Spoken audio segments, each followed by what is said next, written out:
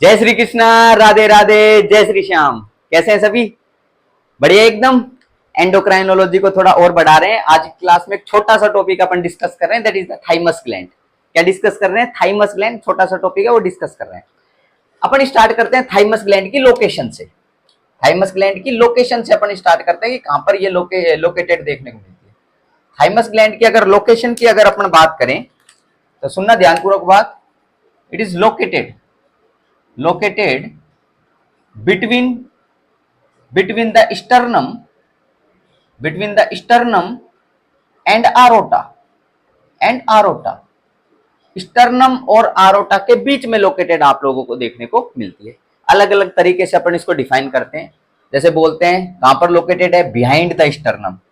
क्या बोलते हैं? Behind the sternum. Behind the sternum, in the mediastinum, in the mediastinum, mediastinum. तो अपन बोलते हैं कि स्टर्नम जो है, sternum is also known as breast bone. Sternum को किस नाम से जानते हैं? ब्रेस्ट बोन के नाम से जानते हैं, ब्रेस्ट बोन। और ये कॉम्पिटिटिव एग्जाम में पूछा गया सवाल है भाई। ब्रेस्ट बोन, ब्रेस्ट बोन किसको कहा गया है? स्टर्नम को कहा गया है। तो ये ध्यान रखना, sternum is known as breast bone. तो ये जो ब्रेस्ट बोन आपको देखने को मिलती है, स्टर्नम जो देखने को मिलती है, इसके जस्ट पीछे की तरफ आप लोगों को कहां पर? मीडिया स्टीनम के अंदर लोकेटेड कौन सी ग्लैंड देखने को मिलती है? थाइमस ग्लैंड लोकेटेड आपको देखने को मिलती है। मीडिया स्टीनम की एक बार बात कर लेते हैं।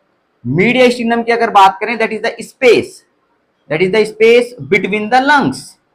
Space between the lungs, lungs के बीच में जो स्पेस आपको देखने को मिलता है उसको किस नाम से जानते हैं? मीडिया स्टीनम के नाम से जानते हैं।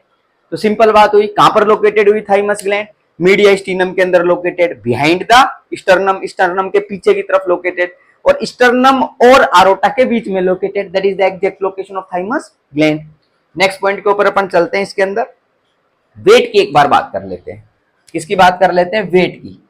तो वेट की अगर अपन बात करें थाइमस ग्लैंड की, तो वेट सुनना भाई ध्यानपूर्वक बात। इन्फेंसी की अगर बात करें, इन्फेंसी के अंदर जो थाइमस ग्लैंड है ये लार्जेस्ट देखने को मिलती है, लार्जेस्ट, सबसे बड़ी आपको देखने को मिलती है। और जो वेट या मास की अगर बात करें तो देखने को मिलता है इन्फेंसी में, दैट इज 70 ग्राम। कितना वेट? 70 ग्राम आप लोगों को देखने को मिलता है वेट। किसमें? इन्फेंसी में, इन्फेंट के अंदर। नेक्स्ट अगर बात करें तो नेक्स्ट पॉइंट पे चलना, that is after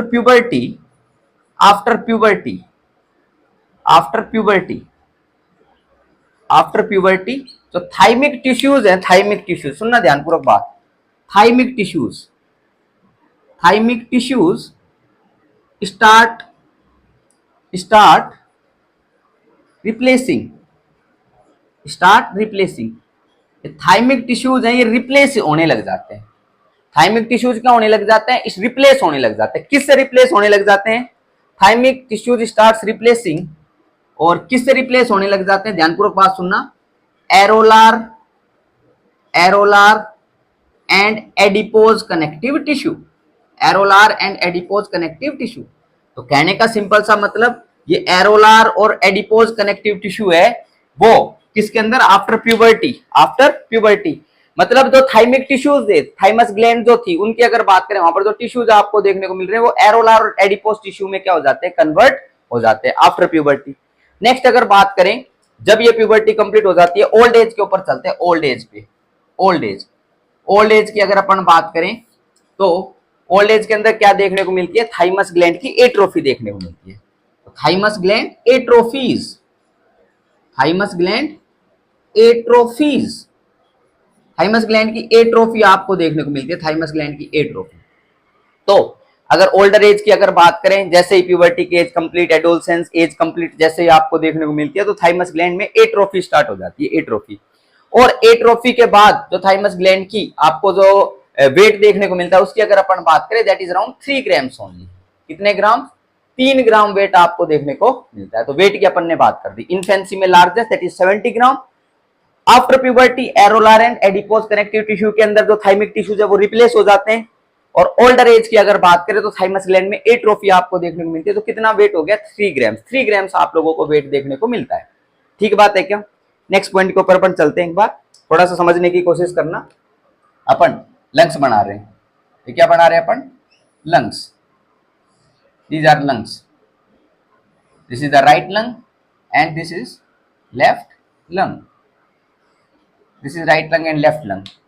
Now listen carefully. Thymus gland जो आपको लोकेटेड देखने को मिलती है, thymus gland यहाँ पर लोकेटेड आपको देखने को मिलती है, in the mediastinum. In the mediastinum यहाँ पर लोकेटेड आपको देखने को मिलती है। और खास बात इस थाइमस ग्लैंड की, that thymus gland is a bilobed structure. Thymus gland is a bilobed structure. ये thymus organ या thymus gland की अगर बात करें तो ये जो आपको रेड कलर से जो देखने को मिलती है, that is the thymus gland. Thymus gland. और ये thymus gland जो आपको देखने को मिल रही है क्या है? बाइलोब्ड है, बाइलोब मतलब बाइलोब्ड का मतलब इसके अंदर कितने लोब होंगे? 2 लोब आपको देखने को मिलेंगे। 2 लोब बनाए अपन ने, ये क्लियर बात। नेक्स्ट अगर बात करें, नेक्स्ट पॉइंट लिसन केयरफुली, ये जो दोनों लोब आपको देखने को मिल रहे हैं, दोनों के दोनों लोब, इनकी अगर अपन बात करें, these both lobes are connected with each other. Both lobes are connected with each other. ये दोनों के दोनों लोब आपको आपस में कनेक्टेड देखने को मिलते हैं एक दूसरे से। और ऐसी क्या स्ट्रक्चर है, ऐसी क्या चीज आपको देखने को मिलती है जो इनको कनेक्ट करके रखती है? तो एक कनेक्टिव टिश्यू की लेयर होगी, जो कि अपन ग्रीन कलर से बना रहे हैं। किससे बना रहे हैं अपन? ग्रीन कलर से बना रहे हैं। ध्यानपूर्वक बात सुनना, ये जो बाइलोब्ड स्ट्रक्चर आपको देखने को मिल रही है थाइमस ग्लैंड की, these one lobe, this is second lobe, these both lobes are connected with each other. और किससे कनेक्टेड आपको देखने को मिलेगी? By the connective tissue layer. Connective tissue layer, connective tissue layer के माध्यम से कनेक्टेड आपको देखने को मिलेगी। और इस कनेक्टिव टिश्यू लेयर को अपन किस नाम से जानते हैं? इसको अपन नाम से जानते हैं, that is known as thymic, thymus envelope. किस नाम से जानते हैं इसको? थाइमस एनवेलप के नाम से जानते हैं, that is known as thymus envelope. Thymus envelope के नाम से अपन जानते हैं। नेक्स्ट पॉइंट पे चलें। एक आपको स्ट्रक्चर और देखने को मिलती है जो कि इन दोनों को, ये जो दोनों लोब आपको देखने को मिल रहे हैं, दोनों लोब, इन दोनों लोब को क्या करती हो? सेपरेट करती हो। One connective tissue layer that separate, इन दोनों लोब को क्या करती हो? सेपरेट करती हो। तो ये अपन किससे बना रहे हैं? ब्लू कलर से बना रहे हैं। ऐसी लेयर की अपन बात कर रहे हैं जो कि कनेक्टिव टिश्यू की लेयर है, जो कि इन दोनों लोब को क्या करती है? सेपरेट करती है। इसकी अगर अपन बात करें तो इसको अपन किस नाम से जानते हैं? इसकी अगर अपन बात करें, इसको अपन जानते हैं, that is known as thymus capsule. That is known as thymus capsule. And again this thymus capsule is what? Thymus capsule is again the connective tissue layer. ये कनेक्टिव टिश्यू लेयर आपको देखने को मिलती है जो कि क्या करती है? इसको सेपरेट करती है। ठीक बात है क्या? नेक्स्ट पॉइंट के ऊपर अपन चलते हैं। ये जो थाइमस कैप्सूल वाला हिस्सा जो आपको देखने को मिल रहा है, थाइमस कैप्सूल वाला हिस्सा जो कि दोनों लोब को सेपरेट कर रहा है, यहां से आप लोगों को प्रोजेक्शंस देखने को मिलते हैं। इस थाइमस कैप्सूल से क्या देखने को मिलते हैं? आपको प्रोजेक्शंस देखने को मिलते हैं और वो लोब के अंदर क्या करते हैं? एक्सटेंड करते हैं। तो now listen carefully. Extensions, extensions from the thymus capsule, extensions from the thymus capsule into the lobe of thymus, into the lobe of thymus। कहने का सिंपल सा मतलब, तो लोब आपको देखने को मिल रहा है किसका? थाइमस का। तो लोब आपको देखने को मिल रहा है थाइमस का। उसकी अगर अपन बात करें तो उन लोब के अंदर क्या देखने को मिलते हैं? थाइमस कैप्सूल से एक्सटेंशंस निकलते हैं। थाइमस कैप्सूल से एक्सटेंशंस निकलते हैं। और ये जो एक्सटेंशंस निकलते हैं थाइमस कैप्सूल से, इनको अपन किस नाम से जानते हैं? इनको अपन जानते हैं ट्रेबिकुलाई के नाम से। किस नाम से जानते हैं? ट्रेबिकुलाई। ट्रेबिकुलाई। तो इसको किस नाम से जानते हैं? ट्रेबिकुलाई के नाम से जानते हैं। ध्यानपूर्वक बात सुनना, यहां से ये जो थाइमस कैप्सूल है, यहां से क्या निकले? एक्सटेंशंस निकले। एक्सटेंशंस, एक लोब इधर, एक लोब इधर। ये जो एक्सटेंशंस निकले, इनको किस नाम से जानते हैं? अपन ट्रेबिकुलाई के नाम से जानते हैं, जो कि लोब के अंदर आपको देखने को मिलते हैं। नेक्स्ट पॉइंट पे चलें। ये ट्रेबिकुलाई क्या करेंगे? ये ट्रेबिकुलाई जो ये थाइमस ग्लैंड में जो लोब आपको देखने को मिल रहे हैं, इनके अंदर डिफरेंट डिफरेंट लोब्यूल्स बना देंगे। तो ये ट्रेबिकुलाई किसके लिए रेस्पॉन्सिबल होगा? मेक्स लोब्यूल्स के फॉर्मेशन के लिए रेस्पॉन्सिबल होगा। तो ध्यान देना, थाइमस ग्लैंड के अंदर कितने लोब? दो लोब। और ट्रेबिकुलाई के कारण क्या बने? लोब्यूल बने। ट्रेबिकुलाई है क्या? थाइमस कैप्सूल से एक्सटेंशंस निकल रहे हैं जो कि हर लोब के अंदर जा रहे हैं, तो वहां पर लोब्यूल्स का फॉर्मेशन आपको देखने को मिल रहा है। नेक्स्ट पॉइंट, लोब्यूल्स बन गए। लोब्यूल्स, तो लोब्यूल्स की अगर अपन बात करें तो लोब्यूल्स की अगर बात करें तो लोब्यूल्स हर लोब्यूल की बात करें तो इसके अंदर भी दो पार्ट आपको देखने को मिलेंगे। लोब्यूल के भी कितने पार्ट? दो पार्ट। एक जो देखने को मिलता है आउटर पार्ट, उसको अपन बोलते हैं थाइमस कोर्टेक्स। किस नाम से जानते हैं? Thymus cortex. और ये जो आपको देखने को मिलता है ये होता है आउटर पार्ट। ये क्या होता है? Outer part, outer part. Next जो अंदर की तरफ आपको देखने को मिलेगा लोब्यूल के अंदर, उसकी अगर बात करें उसको किस नाम से जानेंगे? उसको जानेंगे थाइमस मेडुला। किस नाम से जानेंगे? Thymus medulla. तो इसको अपन थाइमस मेडुला के नाम से जानेंगे। अंदर की तरफ पार्ट है तो इसको अपन बोल देंगे inner part, that is called inner part, inner part. ये ध्यान रख सकते हैं। तो थाइमस मेडुला और ये थाइमस कोर्टेक्स, ये दो पार्ट हो गए। अगर अपन बात करें थाइमस कोर्टेक्स की तो ध्यान रखना एक point, it is darkly stained, it is darkly stained, it is darkly stained. और मेडुला की अगर बात करें it is lightly stained, it is lightly stained. तो अगर कोर्टेक्स वाले हिस्से की बात करें तो वो डार्कली स्टेन्ड होता है, वो लाइटली स्टेन्ड आपको देखने को मिलता है, जो कि अंदर वाला पार्ट आपको देखने को मिलता है। तो थाइमस कोर्टेक्स की अपन ने बात करी, थाइमस मेडुला की बात करी। कोर्टेक्स की एक बार बात कर लेते हैं, कोर्टेक्स की।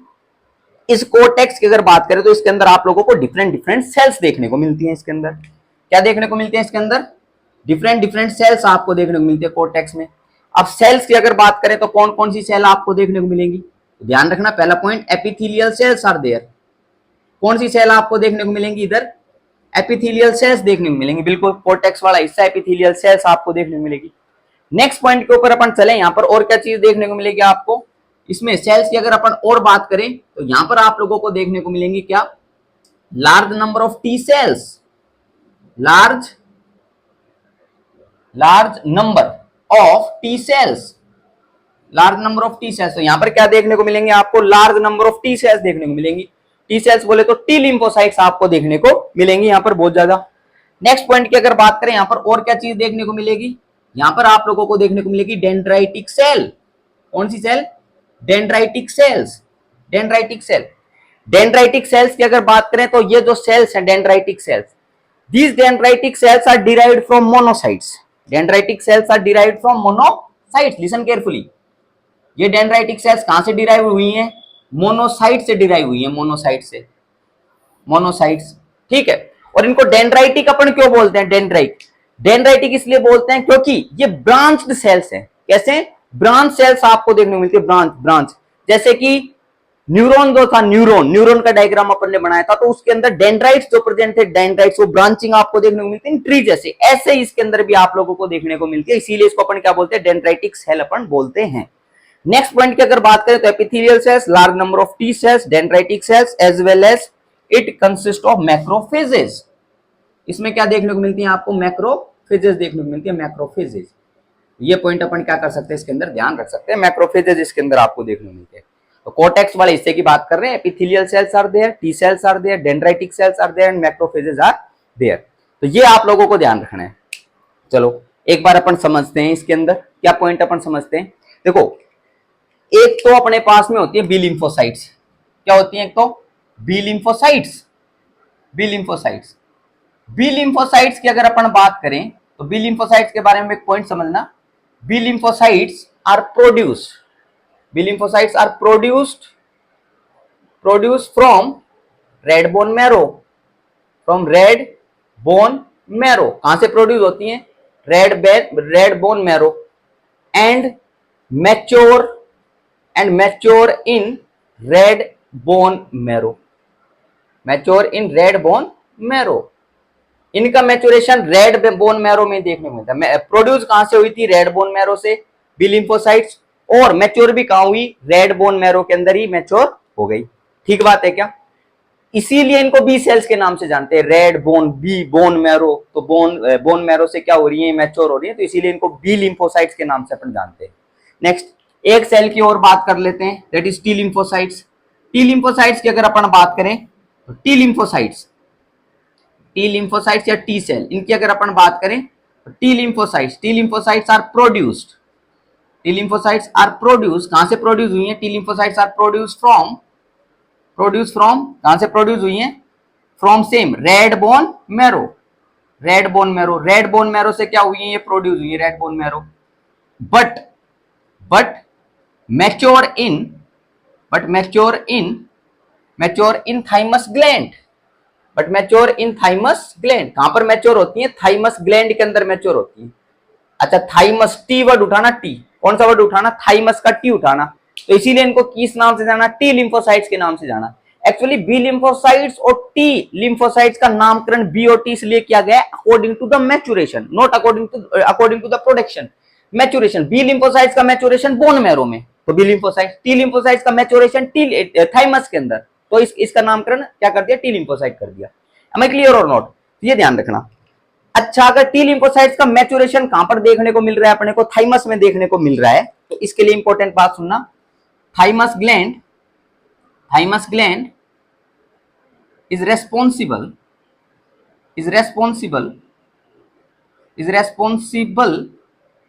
for maturation, किसके लिए maturation? Maturation of T lymphocytes के मैच्योरेशन के लिए रेस्पॉन्सिबल हो गया। ये बात क्लियर है? अच्छा, इसके द्वारा क्या निकलते हैं? इसके द्वारा थाइमिक हॉर्मोन्स निकलते हैं।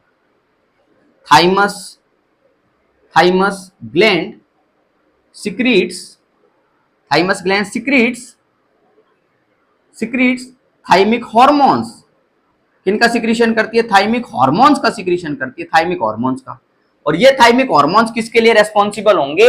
ये थाइमिक हॉर्मोन्स ये मैच्योरेशन ऑफ टी लिम्फोसाइट्स के लिए रेस्पॉन्सिबल होंगे। तो ये पॉइंट ध्यान रखेंगे कि थाइमस ग्लैंड मैच्योरेशन के लिए तो रेस्पॉन्सिबल है टी लिम्फोसाइट्स की, लेकिन इसमें क्या निकलेंगे? थाइमिक हॉर्मोन्स निकलेंगे। और ये थाइमिक हॉर्मोन्स जो निकल रही है मैच्योरेशन के लिए रेस्पॉन्सिबल होंगे। अब थाइमिक हॉर्मोन्स की बात कर लेते हैं कि कौन कौन से थाइमिक हॉर्मोन्स होते हैं।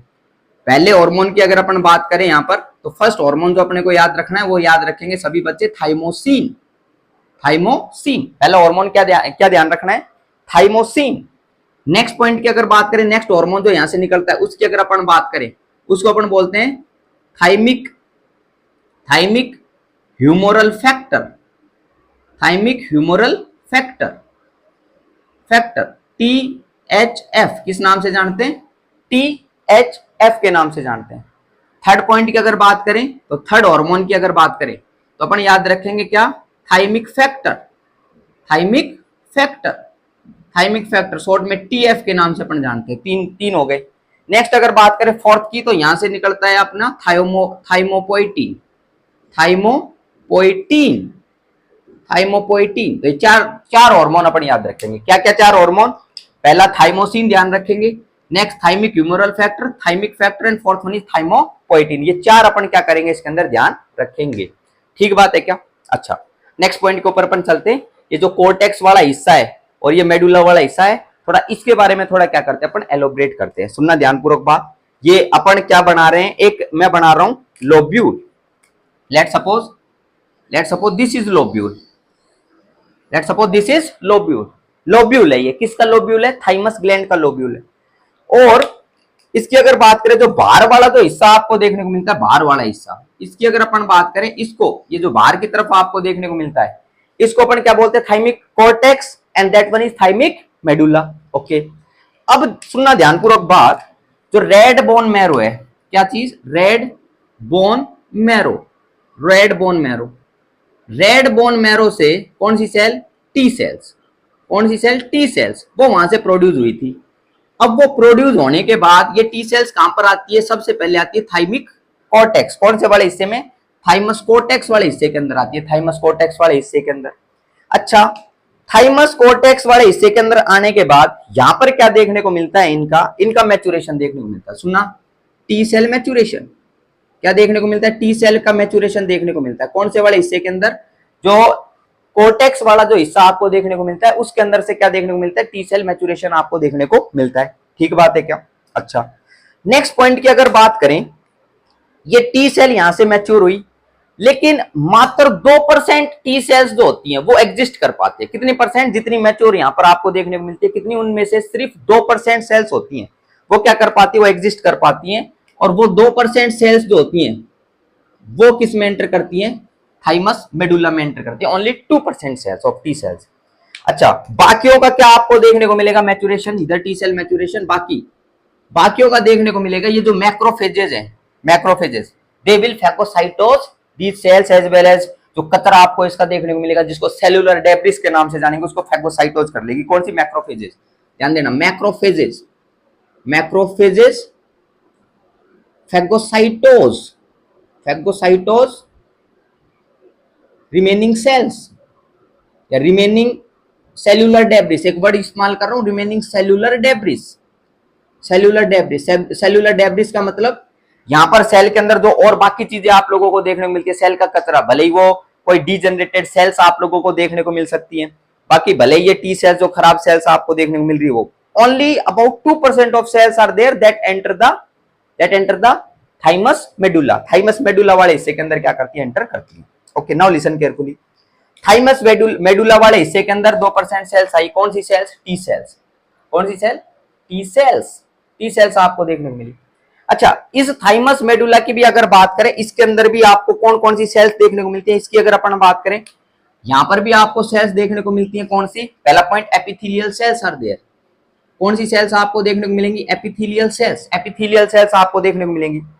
यहां पर इधर large number of T sales थी, लेकिन यहां पर तो टी सेल्स क्या हो गई है? खत्म हो गई है इधर ही, लेकिन 2% ही जा रही हैं।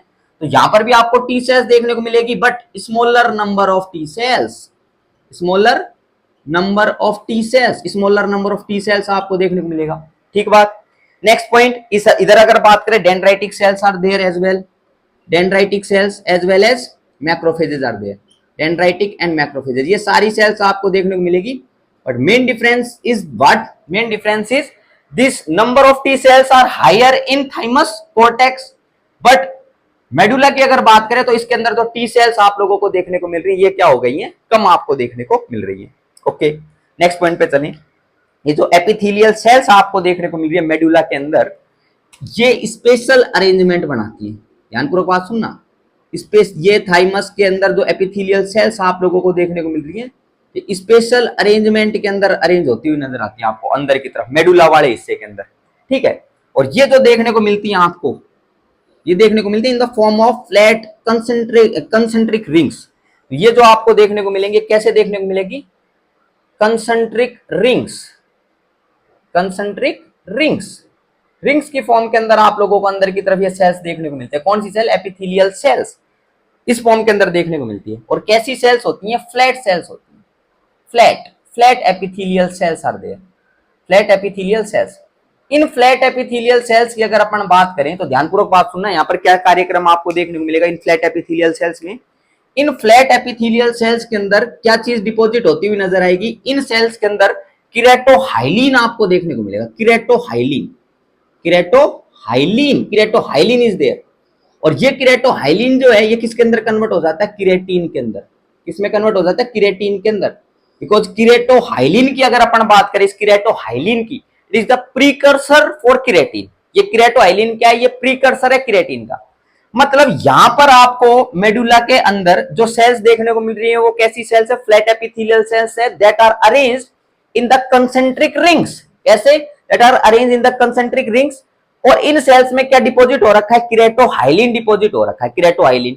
And that keratohyalin is converted into keratin. किसमें?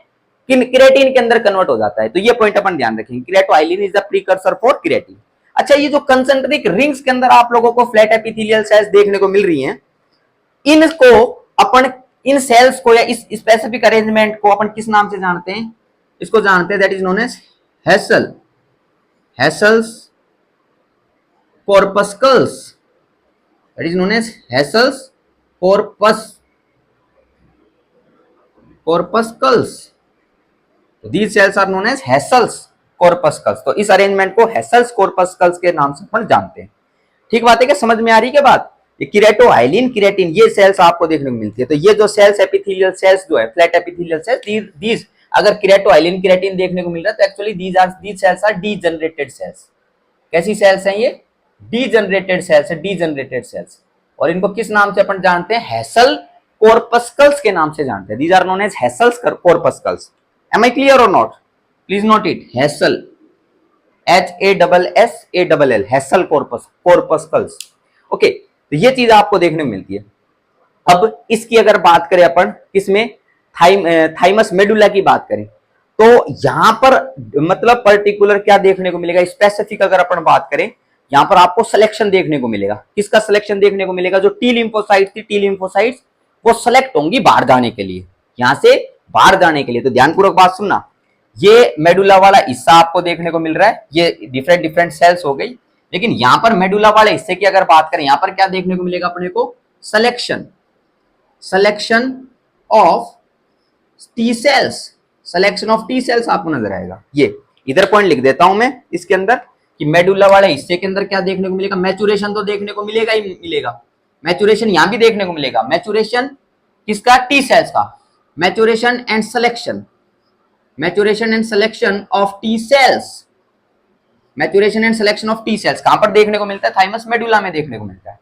अब सुनना ध्यानपूर्वक बात, अगर अपन बात करें, इतना पॉइंट क्लियर है तो ये सुनना ध्यानपूर्वक बात। अब इधर अपन बना रहे हैं ब्लड सर्कुलेशन, क्या बना रहे हैं? Blood circulation. अब जो सिलेक्टेड सेल्स थी, सिलेक्टेड कौन सी सेल? टी सेल्स, वो सिलेक्टेड टी सेल्स मेडुला वाले हिस्से से कहां पर एंटर करती है?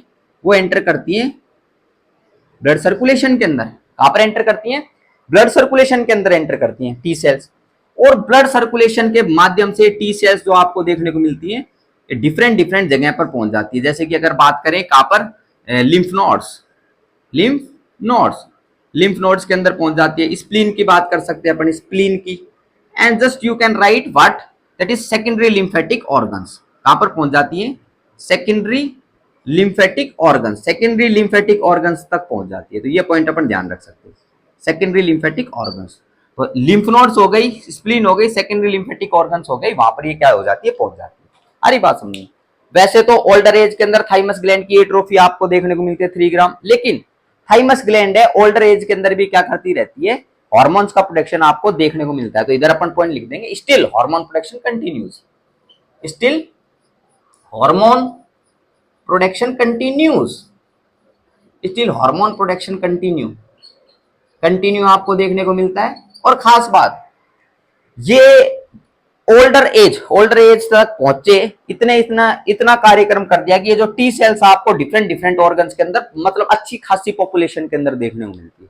तो ओल्डर एज में जब एट्रोफी देखने को मिलती है, तब तक इन्होंने ऐसा इतना अच्छा कार्यक्रम कर दिया है, इतना पूरा अच्छे से फंक्शन इन्होंने कर दिया है कि जो डिफरेंट डिफरेंट ऑर्गन्स देखने को मिले, लिम्फ नोड, स्प्लीन, ये लिम्फेटिक ऑर्गन्स हो गए, तो इनके अंदर अच्छी खासी टी लिम्फोसाइट्स की पॉपुलेशन आपको देखने को मिलती है। बाकी यार still hormones production is continuous, but कम देखने को मिलता है। ठीक है, तो ये पॉइंट इसके अंदर ध्यान रख सकते हैं।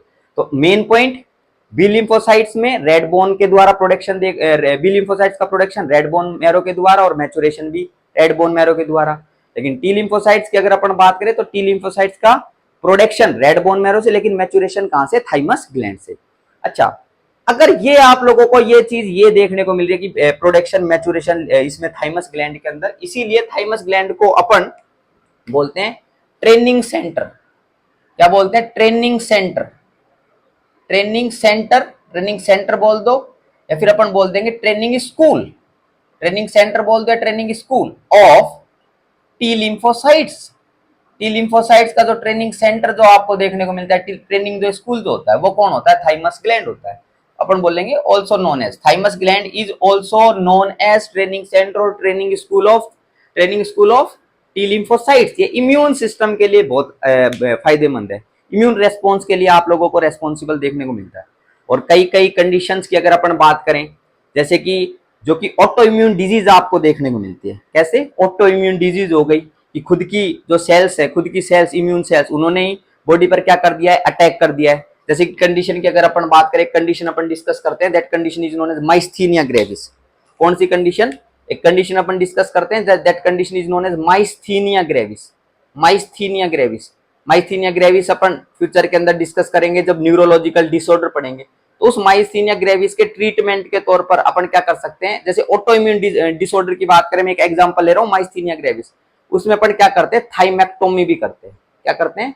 थाइमेक्टोमी भी कर सकते हैं। थाइमेक्टोमी का क्या मतलब होता है? That is the surgical removal of thymus gland.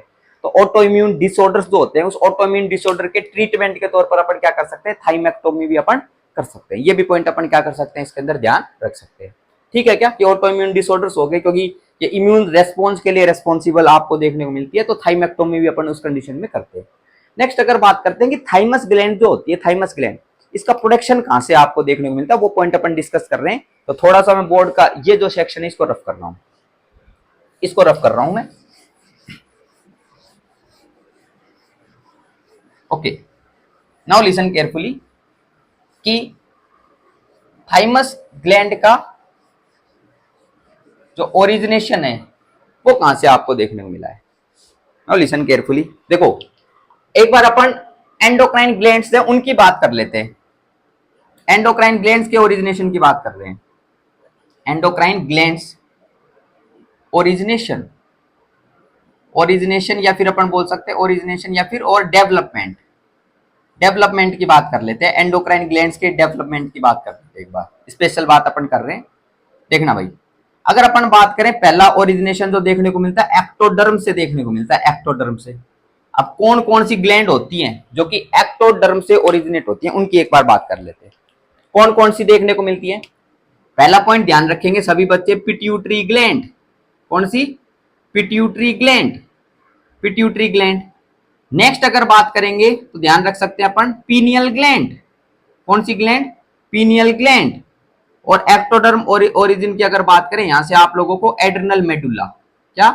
Adrenal medulla, adrenal medulla भी क्या कर सकते हैं, ध्यान रखना, ये स्पेशल बात है, एड्रिनल मेडुला, ये ध्यान रखना है, ठीक है क्या। नेक्स्ट पॉइंट पे चलें, मीजोडर्म, ये एम्ब्रियोनिक लेयर्स की अपन बात कर रहे हैं, तो एक्टोडर्म की बात कर दी, मीजोडर्म की एक बार बात कर देते हैं। मीजोडर्म, मीजोडर्म की अगर अपन बात करें तो मीजोडर्म से किस किस का ओरिजिनेशन देखने को मिलता है। यहां से मीजोडर्म से ओरिजिनेशन आपको देखने को मिलता है एड्रिनल कोर्टेक्स। किसका?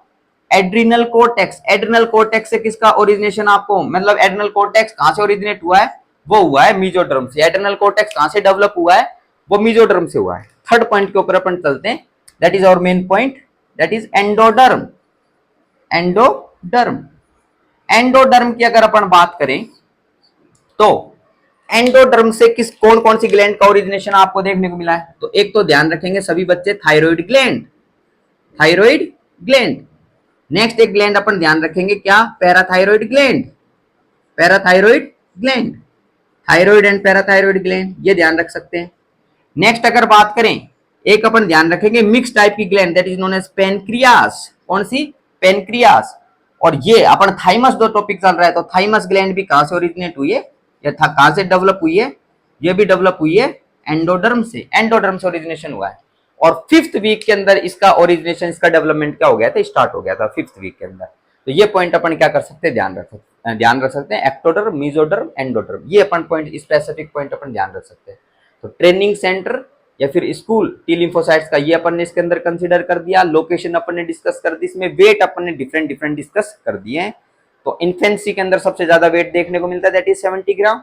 और जो ओल्डर एज की अगर बात करें उसके अंदर कंप्लीटली एट्रोफी देखने को मिलती है। लेकिन आफ्टर प्यूबर्टी जो थाइमस टिश्यूज है वो किसके अंदर रिप्लेस हो जाते हैं, वो थाइमस टिश्यूज का रिप्लेसमेंट देखने को मिलता है। और किस में कन्वर्ट हो जाते हैं, वो एरोलार कनेक्टिव टिश्यू और एडिपोज कनेक्टिव टिश्यू में कंप्लीट हो जाते हैं। ये पॉइंट अपन ने डिस्कस कर दिए थे। ये कहां पर लोकेटेड है, ये पॉइंट अपन ने डिस्कस कर दिया। बाइलोब स्ट्रक्चर है, ये पॉइंट अपन ने डिस्कस कर दिया। ऑटोइम्यून वाला पॉइंट अपन ने उठा लिया कि ऑटोइम्यून डिसऑर्डर्स होते हैं जैसे माइस्थीनिया ग्रेविस, उनमें थाइमेक्टोमी की अपन क्या करती पड़ती है, जरूरत पड़ती है कई बार, कई कंडीशंस के अंदर। लेकिन thymectomy is not the first line treatment in myasthenia gravis condition. ये भी पॉइंट अपन क्या करेंगे, ध्यान रखेंगे। जब माइस्थीनिया ग्रेविस अपन पढ़ रहे होंगे तो अच्छे से अपन मैं इन सारी कंडीशंस को क्या करूंगा, डिस्क्राइब करूंगा। तो आज अपन ने थाइमस ग्लैंड के बारे में पॉइंट डिस्कस कर लिए। आज के लेक्चर को अपन यहीं समाप्त करते हैं। Thank you so much for the class.